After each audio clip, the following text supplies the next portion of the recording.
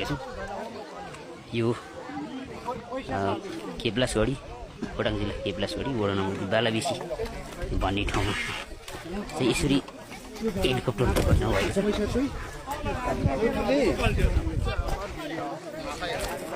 तपाईँलाई म यहाँ प्रत्यक्ष देखाउन सक्छु। हेलिकप्टर यहाँ छेदविच्छेद भएको छ, टुक्रा टुक्रा भएको छ। तपाईँले देख्न सक्नुहुन्छ यहाँ मान्छेहरू मानवीय क्षति भने यहाँनिर भएको छैन भन्ने कुराहरू आएको छ। यहाँ एकजनालाई चाहिँ केही घाइते हुनुभएको छ भन्ने कुराहरू छ। यहाँ लाइभ प्रत्यक्ष प्रसारमा छ।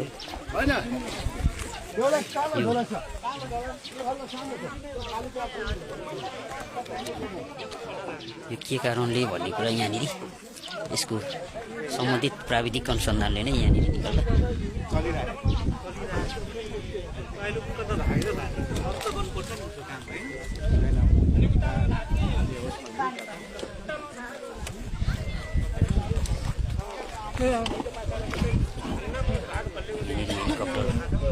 हेलिकप्टर यहाँ छेदविच्छेद अवस्थामा छ। यहाँनिर केही बाँकी रहेन, टुक्रा टुक्रा भएको छ सबै।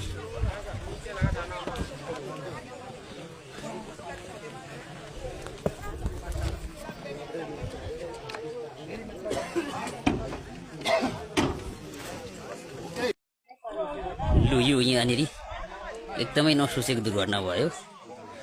काठमाडौँबाट 2 नम्बर वडा केप्लासगढी 2 नम्बर वडा बालाबेसीमा चाहिँ यहाँनिर लास लिएर आएको हेलिकप्टर चाहिँ यहाँनिर बस्ने क्रममा मान्छेहरू निस्किसकेको र अलिकति सार्ने क्रममा चाहिँ हेलिकप्टर यहाँ पल्टिएर चाहिँ दुर्घटना भएको छ। यहाँ तल्लो तालबाट यहाँ माथिल्लो तालमा हेलिकप्टर चाहिँ दुर्घटनामा परेको छ, आइपुगेको छ। यो बडा नसोचेको दुर्घटना भयो।